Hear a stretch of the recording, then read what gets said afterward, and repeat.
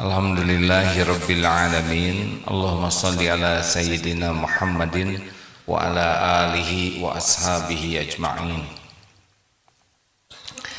Semoga Allah mengaruniakan kepada kita jiwa yang takwa. Allahumma ati nufusana taqwaha wa zakiha anta khairu man zakaha anta waliyuha wa maulaha. Ya Allah, anugerahkan kepada kami jiwa yang takwa. Sucikan jiwa kami ya Allah. Engkaulah sebaik-baik yang kuasa mensucikan jiwa ini. Engkaulah sebaik-baik pelindung dan penolong kami. Amin ya rabbal alamin.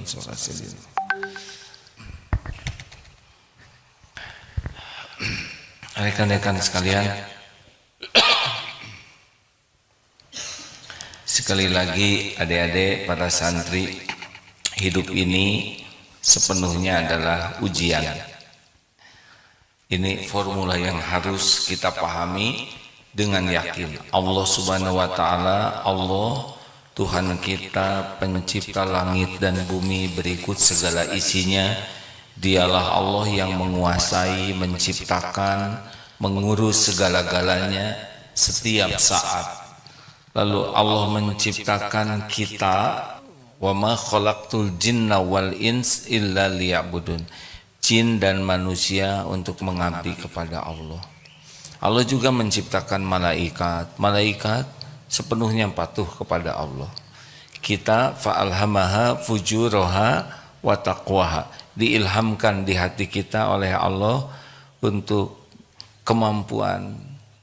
Diilhamkan untuk bisa berbuat baik atau juga ada kemampuan berbuat buruk. Fa'alhamaha fujuraha wa taqwaha. Keburukan dan berbuat baik ada di sini potensinya. Yang beruntung adalah qad aflaha man zakaha wa qad khaba man dasaha. Amat sangat beruntung orang yang mensucikan jiwa itu dan merugi yang mengotorinya. Jadi Allah menciptakan kita untuk mengabdi kepada Allah. Kita tinggal di dunia ini sebentar dan dunia ini adalah pelayan kita dalam mengabdi ke Allah. Itu rumus dasarnya ya. Allah Tuhan kita, kita hamba Allah, dunia berikut isinya pelayan kita. Kalau posisinya begini, kita akan bahagia. Tapi kalau posisi kita turun ke bawah, jadi hamba dunia, itu yang membuat kita tidak bahagia. Hamba harta, hamba popularitas, hamba gelar, hamba jabatan, hamba nafsu, hamba syahwat, hamba amarah, hamba pujian orang, pasti tidak bahagia. Jadi hidup di dunia sebentar ini adalah diuji oleh Allah dengan kebaikan dan keburukan. Kullun nafsin dha'iqatul maut wala nabluukum bisyarri wal khairi fitnah. Jadi semua yang bernyawa pasti akan merasakan mati dan Allah menguji kalian dengan bisyarri wal khairi, dengan keburukan dan kebaikan sebagai ujian. Jadi ujian aja sepenuhnya hidup ini. Nah, yang beruntung adalah yang lulus. Nah, bagaimana kita menghadapi ujian hidup ini? Adik-adik tolong rumus ini harus paham betul ya, terutama santri baru nih. Bahwa dunia ini ujian, dipuji, dicaci, dua-duanya ujian. Ada, tidak ada, sehat, sakit, diangkat, diturunkan, semuanya merupakan ujian. Nah, menghadapi ujian ini akan mudah kalau ditolong Allah. Itu rumusnya. Jadi yang paling penting dalam hidup ini, yang paling penting adalah bukan kita mampu menghadapi ujian hidup. Bukan itu. Yang paling penting adalah kita ditolong Allah menghadapi masalah apapun. Baik nikmat maupun musibah. Kalau Allah menolong kita, maka kita akan dapat yang terbaik. Jadi Allah menguji, lalu Kalau kita ditolong Allah, kita selesaikan urusan ini dengan baik.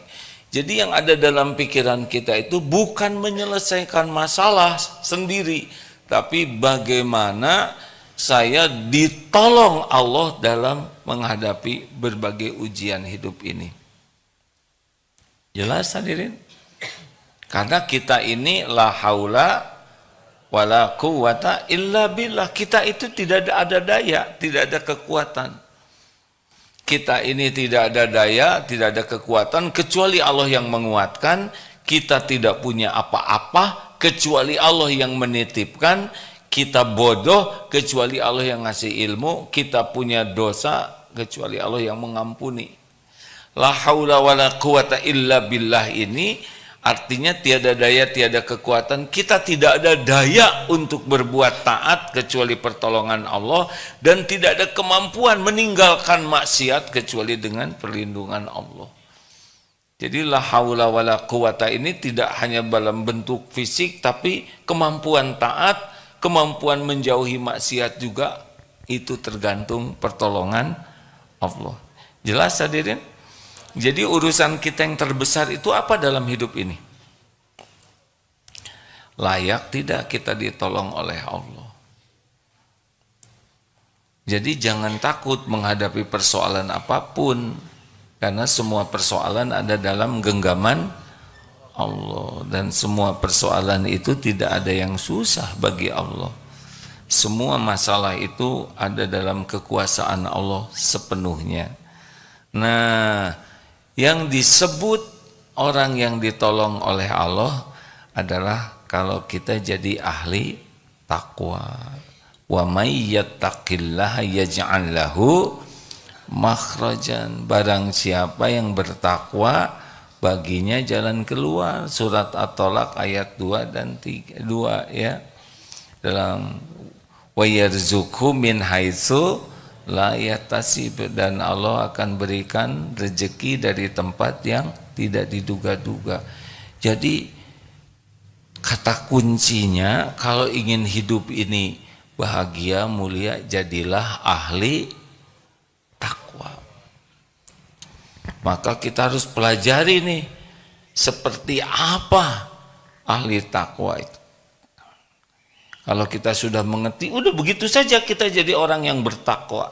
Nah, secara sederhana kata Abu Hurairah dan ada beberapa hadis lain, orang yang bertakwa itu, mengulangi lagi ya, seperti orang yang berjalan di sekitar onak dan duri. Apa yang terjadi kalau banyak duri, beling? Hati-hati, tidak mau salah melangkah. Nah, inilah ciri orang takwa, yaitu sangat berhati-hati di dalam melakukan aktivitas apapun. Bicaranya hati-hati, apakah niatnya, perkataannya, nadanya.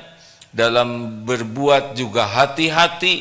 Duri-duri itu adalah larangan Allah. Jadi kita jangan sampai menginjak duri, jangan sampai menginjak apa yang dilarang Allah. Nah, orang takwa itu cirinya adalah berhati-hati. Jadi mau bicara boleh, tapi hati-hati. Niatnya apa? Perkataannya apa? Karena orang yang kurang takwa, dia tidak hati-hati. Jelas ini? Adik-adik, ngobrol boleh? Boleh tidak? Boleh, tapi harus hati-hati. Tidak setiap ingin bicara boleh bicara, karena ada perkataan yang niatnya sombong, ria, pamer, niat yang berbohong. Banyak yang tidak hati-hati jaga niat, tidak jadi amal. Hati-hati memilih kata-kata, apakah benar atau tidak, dikasih bumbu atau tidak, menyakiti orang atau tidak, bikin orang tertekan atau tidak. Hati-hati, hati-hati. Nah, inilah yang sebetulnya membuat kita bisa hidupnya ditolong oleh Allah. Tentang masalah udah pasti banyak lah ya. Sepanjang waktu ini masalah, sepanjang waktu. Tapi kalau kita milih jadi orang yang disukai Allah, nanti Allah yang akan memudahkan. Wa may yattaqillaha yaj'al lahu makhrajan. Diberi jalan keluar. Nah, begitu rumus dasarnya ya. Jadi adik-adik, para santri jangan takut ngadepin apapun dalam hidup ini, karena hidup ini pasti ada takdirnya ya. Ada episode-episode yang berbeda, senang, susah, dipuji, dicaci, sehat, sakit, lapang, sempit, diangkat, diturunkan, didekati, dijauhi. Oh, pokoknya ujian saja hidup ini. Tapi kalau kita dekat dengan Allah, nanti Allah bakal membimbing kita. Salah satu contohnya surat At-Taghabun ayat 11 ya. Ma asaba min musibatin illa biiznillah wa may yu'min billah yahdi qalbah wallahu bikulli syai'in alim. Ma asaba min musibatin, tidak ada satupun musibah kecuali dengan izin Allah. Wa may yu'min billah, maka barang siapa yang beriman kepada Allah, yakin kepada Allah. Yakin bagaimana? Yakin ini terjadi dengan izin Allah. Yakin ini sudah diukur oleh Allah.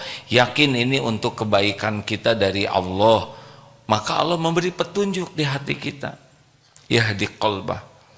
Jadi di hati kita tuh nanti dibuat tenang, dibuat mengerti bagaimana menyikapi hidup ini. Makanya orang-orang yang dekat dengan Allah tuh mesti dia hidupnya tenang.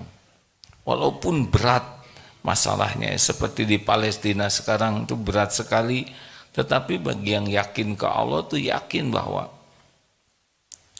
ajal itu bukan karena bom, ajal itu karena sudah waktunya tiba dan Allah memerintahkan malaikat maut mencabut nyawa, baru kita bisa mati. Walaupun ditembak atau dibom, kalau memang belum ajalnya ya tidak bisa mati, pasti ada caranya tidak kena atau apapun ya. Seperti ada pesawat yang jatuh di hutan Amazon, semua penumpangnya meninggal kecuali kakak beradik 3 orang. 3 ini, ibu bapaknya meninggal, pilot meninggal, yang 3 ini tidak meninggal, padahal masih kecil. Karena Allah memberikan umur, akhirnya dicari ke hutan, terlacak dan ketemu. Begitulah kalau belum waktunya meninggal ya. Ini ada ahli tahajud nih ngorok begini ya. Kasihan. Boleh dibangunkan. Nah ya, nggak apa-apa deh. Tidak usah langsung zikir pas bangun tuh, biasa aja ya. Maksudnya jangan lupa bahwa lagi belajar ini. Lanjut. Pola ini harus masuk ke otak kita bahwa ada masalah, ketakwaan saya harus ditingkatkan. Jadi jangan takut, wah mau barang mahal, mau situasi apapun, gak usah takut. Semua masalah yang akan kita hadapi itu semuanya ada dalam pengetahuan Allah, semuanya ada dalam kekuasaan Allah. Tidak ada satupun masalah yang sudah terjadi, yang sedang terjadi, dan yang akan terjadi yang tidak diketahui Allah. Semuanya diketahui Allah, keperluan kita, keinginan kita, Allah mengetahui dan Allah yang menggenggam. Tidak ada satupun yang lepas dari pengetahuan Allah, lepas dari kekuasaan Allah. Jadi kita ini tinggal serius aja meyakini dan mematuhi. Begitu? Jelas tidak nih adik-adik? Kita sudah sering membahas banyak. Nah ini salah satu ayatnya tentang orang yang bertakwa itu. Maaf ya.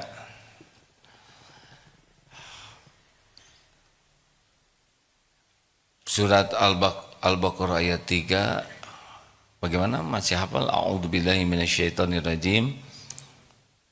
Ciri orang yang bertakwa, alladzina yu'minuna bil ghaibi wa yuqimuna sholata wa mimma razaqnahum yunfikun. Itu diantaranya ya. Yang pertama itu orang yang bertakwa itu yakin kepada yang gaib, Allah Subhanahu wa taala, para malaikat, ada jin, itu kita harus yakin tuh. Ada setan ciptaan Allah. Kita kan tidak tercerap oleh indera kita tentang malaikat yang mendampingi, harus yakin ini ada. Orang bertakwa tuh yakin kemana-mana ada malaikat yang mencatat. Jadi gimana nih, ada siapa? Ada Allah. Gimana, ada yang tahu nggak selain kita? Ada malaikat gitu. Itu orang bertakwa. Juga ada setan. Setan lagi ngebisikin nih. Seperti mau sedekah. Itu setan pasti membisiki kita takut berkurang rezekinya. Udah pasti itu. Setan itu kan membisiki takut fakir kitanya. Dan menyuruh kita untuk kikir. Jadi kalau mau sedekah pasti ada bisikan untuk berat ngeluarkan. Nah itu setan. Dan kita harus meyakini ini. Bahwa Allah menciptakan setan untuk menguji kita. Ya, jin juga ada. Di ruangan ini bagi orang yang bertakwa, yakin Allah Maha melihat, Maha mendengar, Maha menyaksikan, Maha mengetahui segalanya.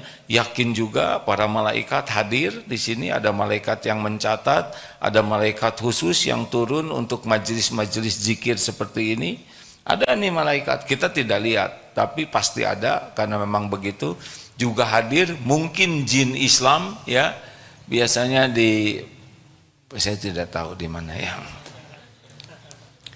Lihat aja nanti pas berdiri apa napak atau tidak ya.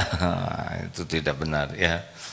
Tapi jin itu yang Islam dia ke masjid juga, sholat juga, tapi kita tidak usah ingin tahu. Karena itu punya wilayah yang berbeda, tidak usah ikut campur lah ya. Dah aja biar jin, gimana kalau jin di sebelah saya, ya terima aja ya.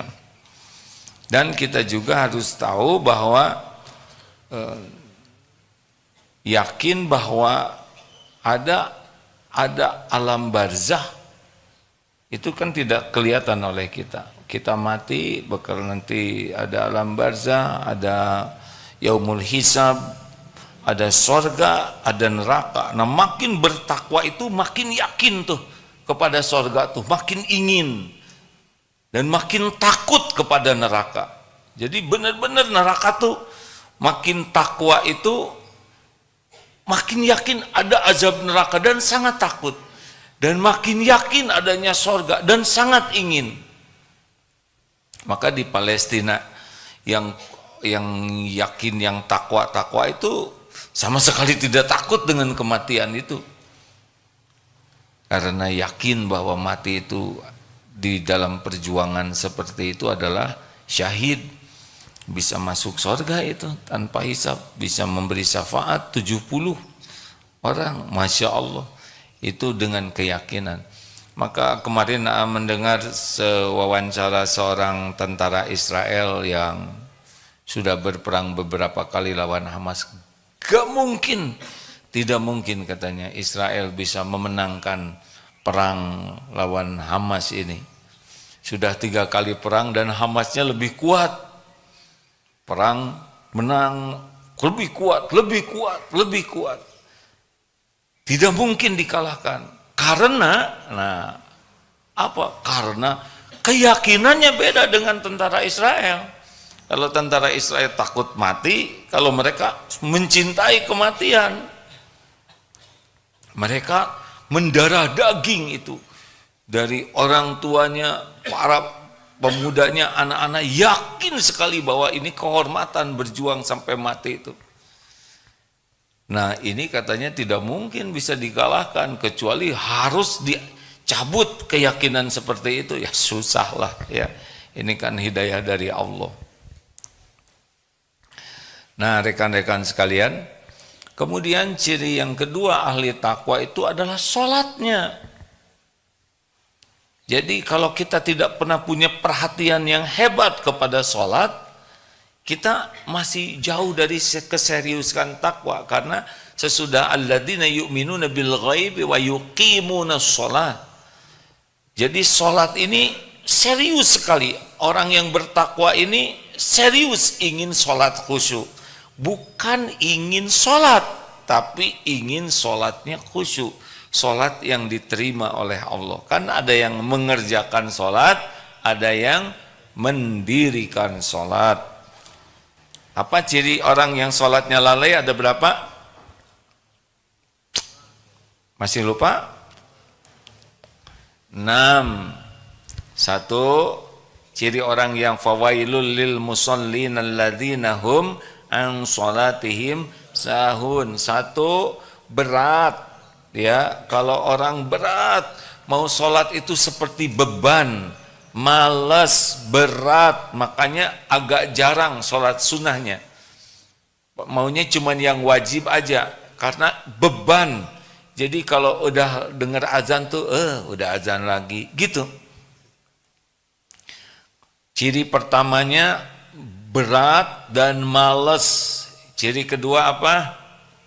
Riya. Dia mau sholat kalau ada orang lain yang tahu, kalau nggak ada yang tahu, nggak sholat. 3, senang dilambat-lambatkan, diakhir-akhirkan, karena memang malas ya. Jarang mau sholat tepat waktu, padahal amalan yang paling dicintai Allah, as-sholatu ala waqtiha, sholat tepat pada waktunya. Jadi makin buruk sholat kita, makin jauh dari pertolongan Allah. Seperti yang tadi dikatakan ya, bahwa masalah itu akan mudah kalau dimudahkan Allah. Dan ini gerbangnya. Jadi sholat yang bagus itu adalah wasta'inu bisobri wassalam. Perbaiki sholatnya. Sehingga apa? Dilambat-lambatkan, diakhir-akhirkan tanpa alasan. Alasannya mah buka HP, nonton, dengar ini, ada pokoknya selalu ada alasan untuk menunda sholat, mengakhirkan. Kamera jangan di film yang lagi tidurnya ya, kasihan orang tuanya, malu nanti. Yang keempat, apa? Cepat. Sholatnya tuh gesit, tangkas, dan ringkas. Kenapa sholat cepat? Karena saya sudah terlatih katanya. Padahal salah satu rukun sholat adalah tumanina. Jadi makin jelek sholat seseorang cepat sekali. Di antaranya sujudnya itu seperti burung matuk tuh, begitu. Nah, sholat yang baik tuh khusyuk, nikmat, apalagi sedang sujud. Makanya orang-orang yang sholatnya bagus itu hidupnya ditenangkan oleh Allah, dimudahkan oleh Allah. Yang kelima, keberapa sekarang?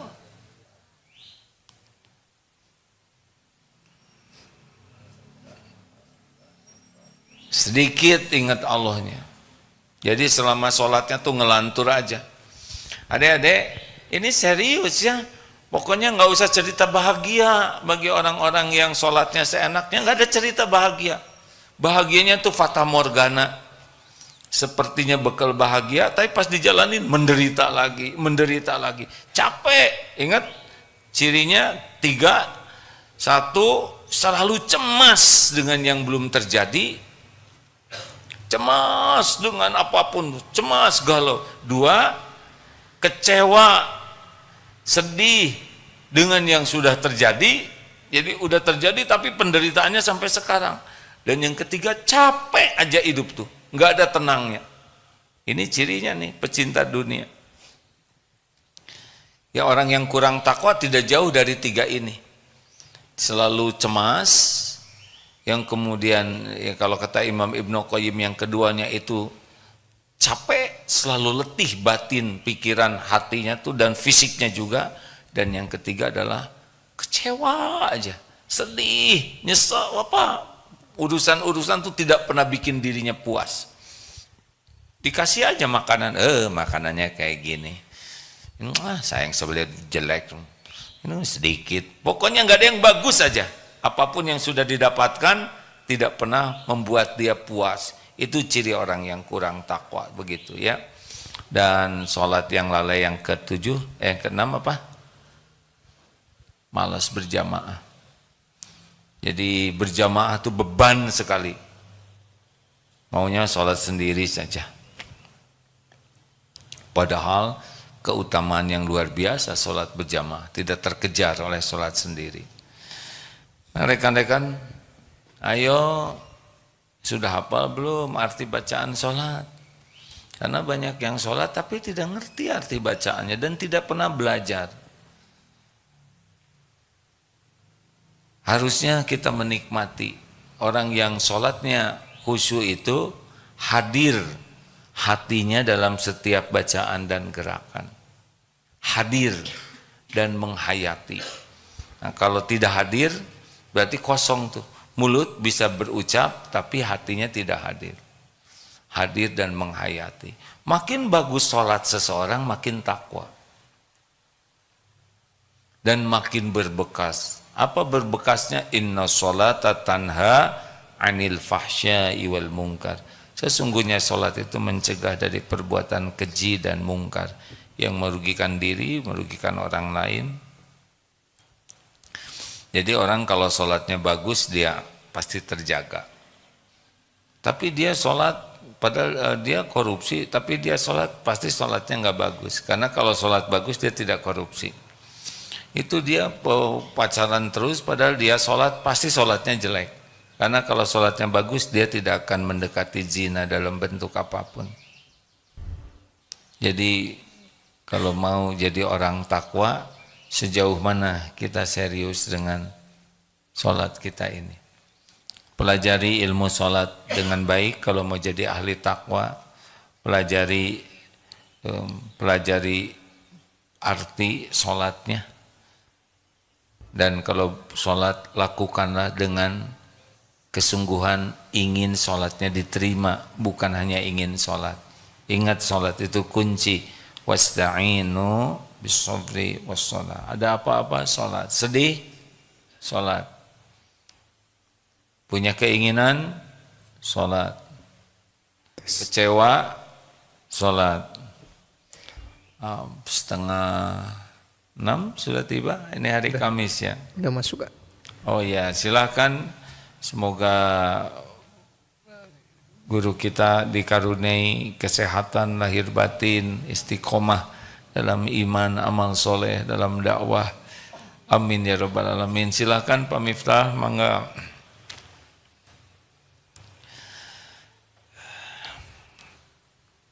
Kita lanjutkan ya. Jadi rekan-rekan sekalian, kalau ada apa-apa, salat. Aduh, saya mau cari kerjaan, salatlah 2 rakaat. Karena semua pekerjaan yang berkah milik Allah. Saya dihina, saya difitnah, padahal saya tidak melakukan, salatlah. Minta tolong ke Allah. Karena kalau urusannya dimudahkan Allah, udah. Kita kan tidak bisa membulak-balik hati orang lain. Ada yang misalkan nih, udah nikah belum nih yang kuning-kuning ini? Belum ya, ya nggak apa-apa. Yang mau jodoh, kalau mau, kalau enggak. Sholatlah yang bagus. Minta ke Allah, karena setiap akhwat ciptaan Allah, setiap akhwat milik Allah, setiap akhwat hatinya dibulak-balik oleh Allah. Kalau Allah menakdirkan jodoh, pasti jodoh. Masalahnya saya mau sama dia, sedang dia mau muntah sama saya, ya taubatlah. Mungkin itu saudaranya mengandung unsur-unsur yang memuakkan, ya tobat. Saya sudah mau, calon saya mau, orang tuanya nggak mau sholat. Allah yang ngebulak-balik hati. Nggak bisa dipaksa. Kita tidak bisa memaksa orang lain jadi suka, nggak bisa. Tapi setiap orang takluk kepada kekuasaan Allah. Kalau Allah buat mau. Wa yuridka bi khairin fala radda li fadli. Surat Yunus 107. Dan jika Allah menghendaki kebaikan, tidak ada yang bisa menolak. Enak. Allah semuanya. Allah yang menguasainya. Mau pergi ingin selamat, sholat. Ini saya dihina, saya jadi marah, sholat. Sedih, sholat. Punya keinginan, sholat. Apalagi tergelincir. Astagfirullah, saya berbuat dosa, segera sholat. Lalu minta ampun kepada Allah. Sholat, hadirin. Makanya ahli takwa itu suka sekali kening ini bersujud dalam sholat. Itu mah kayaknya takwa tapi jarang sholat, belang betong, nggak bisa. Karena keyakinan Allah akan menolong lewat sholat itu, wasta'inu bisobri wassalah, dimiliki oleh makin takwa. Jadi kita yakin Allah maha menolong, dan kita yakin salah satu pintu utama, kunci utamanya adalah sholat. TBM, tepat waktu, berjamaah di masjid sekuat tenaga, ya. Sebisa mungkin, terutama bagi lelaki, sholat isya berjamaah pahalanya separuh malam dianggap sholat terus menerus. Sholat subuh berjamaah sepanjang malam dianggap sholat terus menerus. Jadi kalau kita meninggal malam hari, mudah-mudahan kita termasuk orang yang seperti meninggal dalam keadaan sholat, begitulah. Lalu yang ketiga, ini ciri khas ahli takwa. Pokoknya kalau ada masalah ya ditolong oleh Allah, dan ini kuncinya, yakin, sholat, dan wa mimma razaqnahum yunfikun, mengeluarkan sebagian harta kita, sebagian sedekahlah. Orang yang bertakwa dia tidak akan kagum kepada dunia dan tidak akan lengket, tidak megang, tidak merasa memiliki. Semakin kita pelit, semakin kita begini, semakin jauh dari ketakwaan, semakin jauh dari pertolongan Allah. Makanya orang-orang yang ingin ditolong oleh Allah, jangan ragu-ragu, nanti uang saya habis. Mana kosot sodakotun min mal, tidak berkurang harta dengan sedekah, tapi benar-benar habis loh uang saya keluarin, lihat aja besoknya. Yang lain-lain demam berdarah, dia enggak. Berapa sekali demam berdarah uang, ya kan? Banyak aneka pertolongan Allah. Kita mau kuliah, dapat beasiswa, lah itu juga rezeki, benar tidak? Jadi tidak harus ngeluarkan langsung, ngeluarin 1 juta langsung balik 10 juta. Kita dicegah dari bencana, orang dilembutkan, kita bisa tahajud. Pokoknya tidak berkurang balasan dari Allah. Dan nanti ketika kita perlu, ada lagi. Walaupun sekarang habis, nanti ada lagi. Gimana besok? Gini ya, sekarang yang ngasih rezeki siapa? Yang lalu yang ngasih rezeki siapa? Allah. Yang akan datang? Sama Allah juga. Jadi walaupun sekarang habis uang kita dan kita masih ada nyawanya, itu pasti ada rezekinya. Rezeki itu baru berhenti kalau mati. Jadi kalau masih ada umur, pasti ada rezekinya. Sekarang tidak ada besok. Lihat aja besok. Karena sama, yang memberi rezekinya, baik sekarang, nanti, besok adalah Allah juga. Makanya ciri ketakwaan seseorang itu dari enggak berat. Keluar aja. Traktir itu penting kalau ada, hadirin. Jangan takut ya. Memberi makanan. Ini makanan cuma segini, ada teman, kasihin.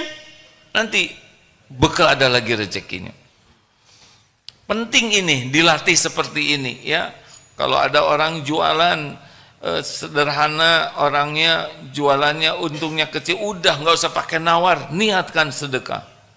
Kalau uang kita lebih, beli mangga 5 kilo, yang 4 kilo bagikan, sekilo bawa pulang. Pokoknya senang sedekah.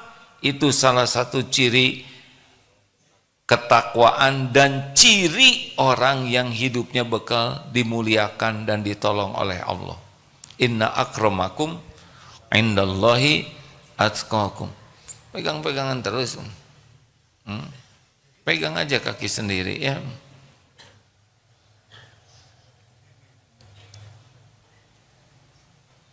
Jangan lakukan hal yang sia-sia.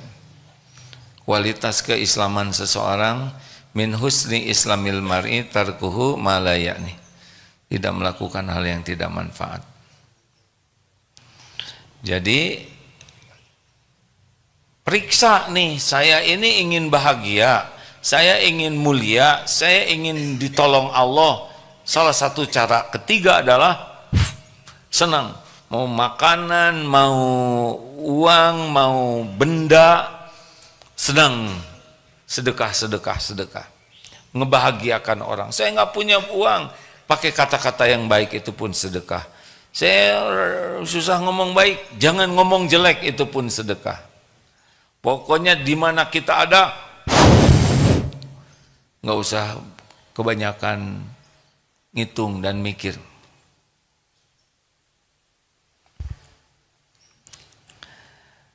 Begitu, kendalikan diri dengan baik ya. Semakin tidak terkendali diri ini semakin bermasalah. Fokus kita bukan kepada sesuatu yang tidak bisa kita kendalikan. Pikiran orang, perasaan orang, omongan orang susah kita kendalikan. Tapi kendalikan diri kita. Makin bisa mengendalikan diri, makin aman. Makin kita tidak bisa mengendalikan diri, kita makin bermasalah dalam hidup ini. Percayalah. Kita bermasalah diundang oleh kita sendiri. Loh, saya nggak berbuat jelek tapi saya difitnah, pasti ada hikmahnya di sana. Baik, ada pertanyaan silakan. Oh, itu pengumuman nanti jam 10 di TSM ya. Asar. Bahagia menjaga lisan. Kok ini lagi? Ya, karena kita sering bermasalah dalam hidup gara-gara tidak bisa menjaga lisan. Sebetulnya ya, kalau orang udah bunyi aja terus, tiap-tiap celetak-celetuk, tiap-tiap dikomentarin, tiap-tiap berkeluh kesah. Nah, makin begini hidupnya itu sudah makin tidak bahagia, makin banyak masalah. Bahagia itu faliyakul khairon auliyasmut, berkata baik atau diam, itu bahagia. Berkata tidak baik dan susah diam, itu tidak bisa bahagia. Jadi sebetulnya kita bisa lihat, tapi itu ngebodor terus. Siapa pada waktu ngebodornya mungkin lucu, tapi hatinya tidak bahagia aslinya. Stres, tegang, karena Allah tidak menyimpan bahagia pada terus-menerus ngebodor. Sesekali boleh, tapi kalau terus-menerus ya bukan sesuatu yang baik. Ada pertanyaan silahkan. Ini santri baru masa keemasan Pak? Acungkan tangan masa keemasan. Masya Allah, selamat datang. Baru aja di wisuda, sudah daftar lagi Pak. Angkatan baru ya, angkatan berapa? 61. Alhamdulillah. Selamat datang, selamat menikmati jamuan ilmu ya. Man yuridillahu bihi khairan yufaqihu fid din. Sahih itu ya. Rasulullah bersabda, barang siapa yang dikehendaki Allah kebaikan baginya, Allah pahamkan agama. Jadi nikmat besar Bu. Ibu dibanding diberikan HP, diberikan tas oleh anak dan ikut pesantren, ini tidak ternilai. Ibu tidak bisa mengantarkan husnul khotimah dengan pegang HP, betul? Saya pegang HP baru bisa husnul khotimah, punya tas baru bisa husnul khotimah, punya ilmu yang menyampaikan kita yakin ke Allah bisa husnul khotimah. Ada pertanyaan silakan. Siapa yang paling senior angkatan baru ini, Pak? Ya Pak, maaf, Bapak. Berapa usia Pak? 28. Oh, lagi seger-segernya 28. 82 Pak. Alhamdulillah, dari mana Bapak? Cirebon. Selamat datang Pak. Saya 62, perasaan udah tinggal setahun lagi. Lihat Bapak jadi 20 tahun lagi nih. Alhamdulillah. Ibu yang paling senior, gak berani nyebut paling tua. Ada? Siapa? Oh, ke wanita memang gak bisa ditanya walaupun sudah senior ya. Tetap rahasia. Mau nanya Dek? Silakan.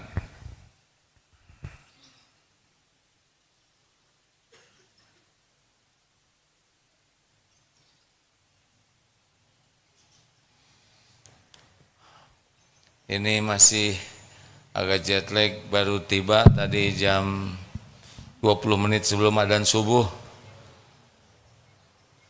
Perjalanan dari Tokyo ke sini. Tokyo ke Jakarta, Jakarta, Bandung. Ya Dek, silakan. Assalamualaikum warahmatullahi wabarakatuh. Waalaikumsalam warahmatullahi wabarakatuh. Perkenalkan, saya santri dari SMA Putri. Izin bertanya, A. Kalau takdir setiap orang itu sudah ditetapkan oleh Allah dan baik buruknya taubatnya seseorang itu tergantung bagaimana Allah tuh kasih kapan hidayahnya dan membolak-balikan hatinya. Lalu bagaimana dengan seseorang yang ingin berubah, ingin bertaubat tapi Allah belum menghendaki takdirnya untuk bertobat, Allah belum memberikan hidayahnya.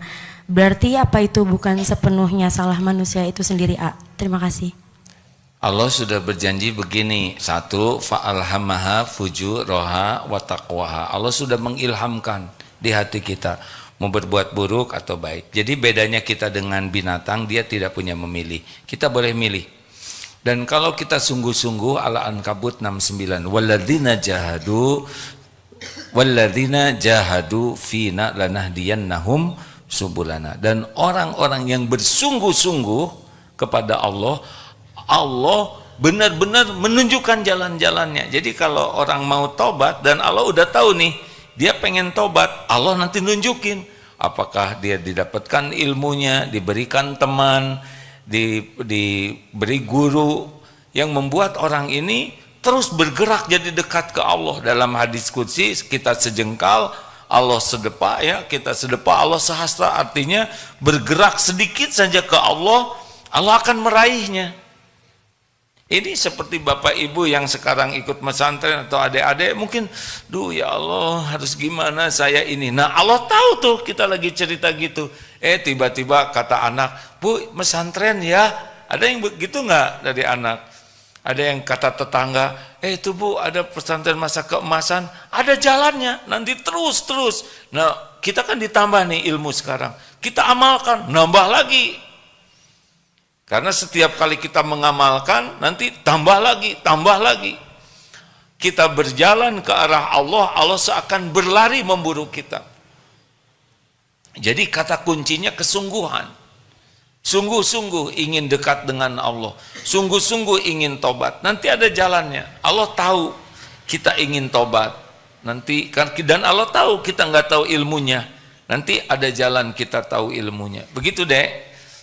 Jadi hebatnya, bukan hebat, maha hebat lah ya. Sebab kalau nggak ditolong oleh Allah ya kita ketipu terus oleh setan itu. Dan setan kan tidak kelihatan. Gimana nih? Setan tidak kelihatan, tapi setan ngelihat kita. Kita banyak kerjaan, setan nggak punya kerjaan selain nipu kita, ya kan? Terus jadi gimana? Kita nggak usah ribet mikirin setannya. Apa yang Allah janjikan? Ternyata ada dua yang tidak bisa ditipu setan. Satu mukhlasin, yang kedua mutawakkilin, orang yang ikhlas dan orang yang tawakal. Jadi kita berusaha keras aja jadi orang ikhlas, nanti setan nggak mempan dan kita berlindung ke Allah. A'udzubillahi minasyaitonirrajim. Nah, bukan keinginan kita lawan setan. Inna syaitana lakum aduwwun, setan itu memang musuh buat kita, tapi kita kan nggak bisa lihat. Kita berlindung aja ke Allah yang banyak dan berusaha keras jadi orang ikhlas, jadi orang tawakal.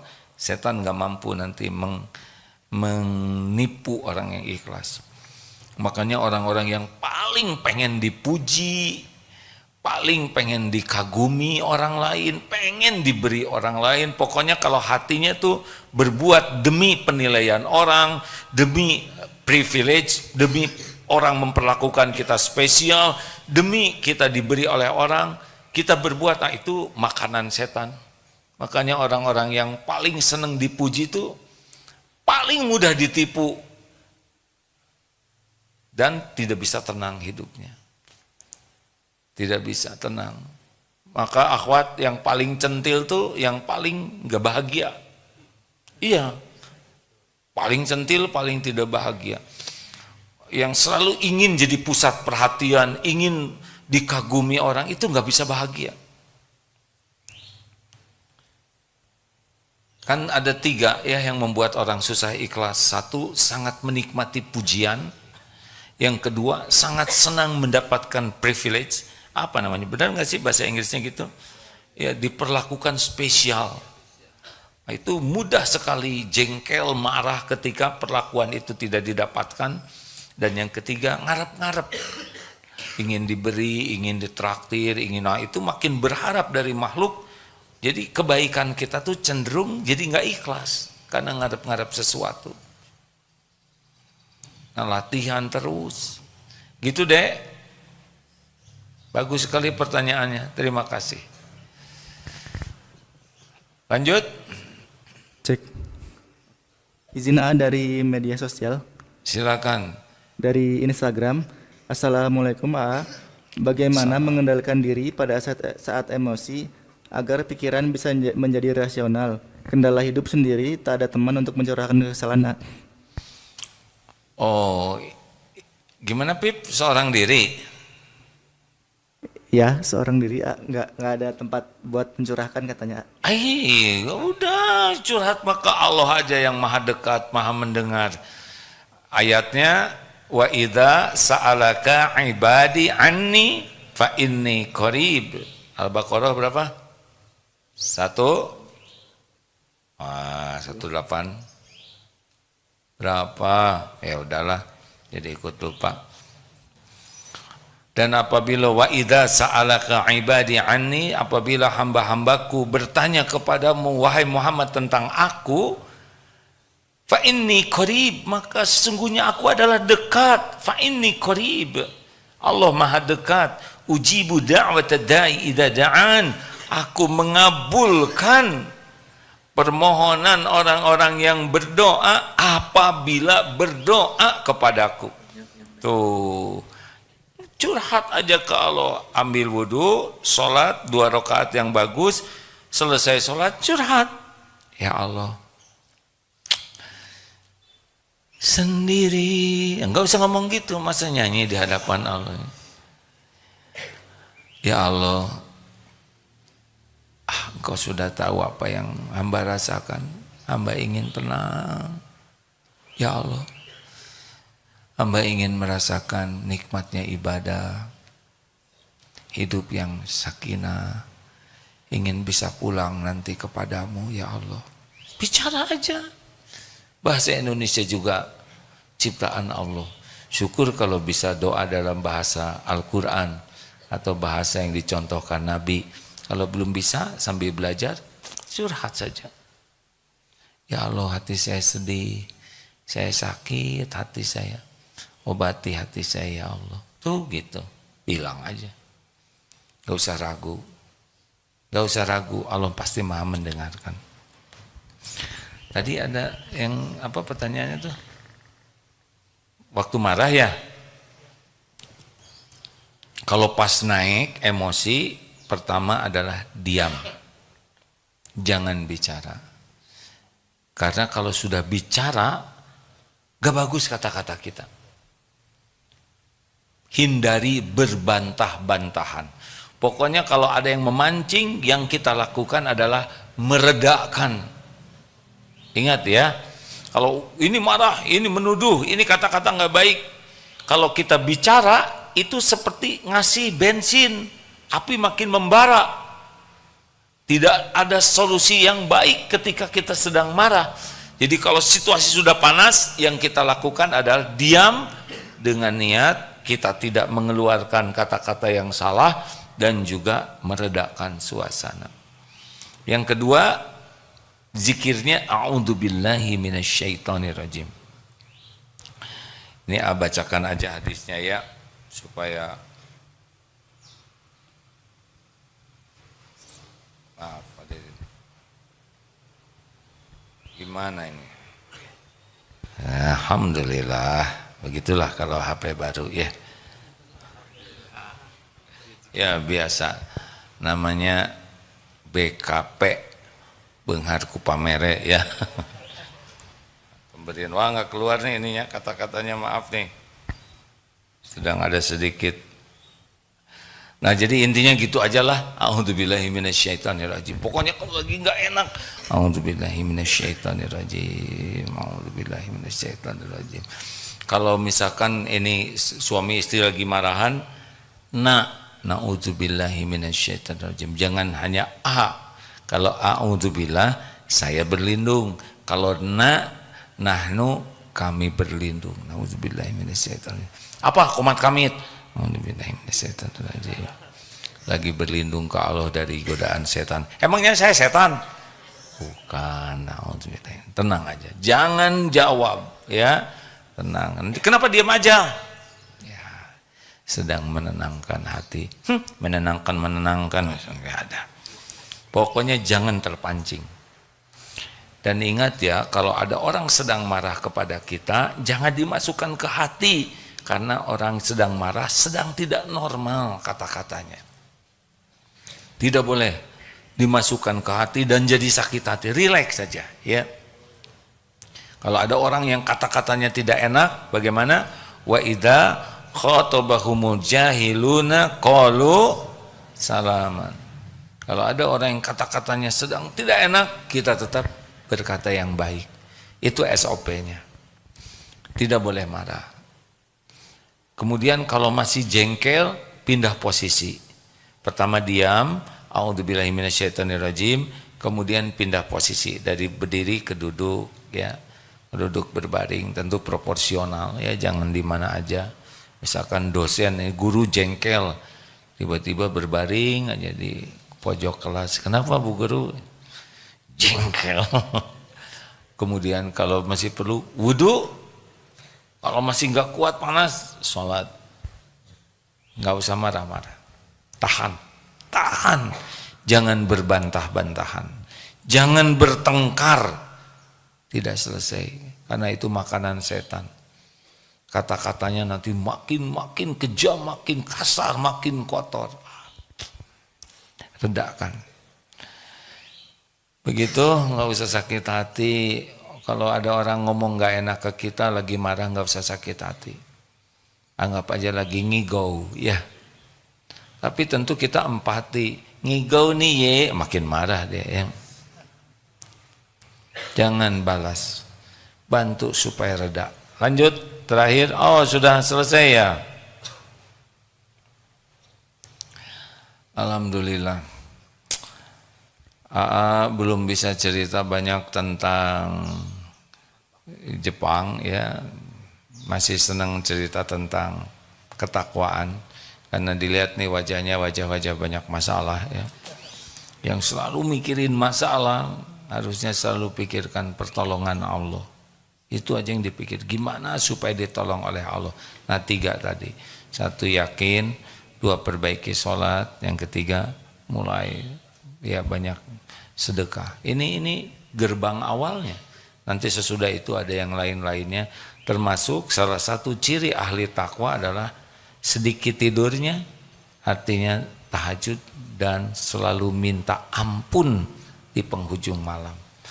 Jadi kalau kita jarang tahajud, rada berat hidup ini. Karena salah satu ciri ahli takwa adalah sedikit tidurnya, artinya dia tahajud, ya bukan begadang, tahajud dan di penghujung malam banyak minta ampun kepada Allah.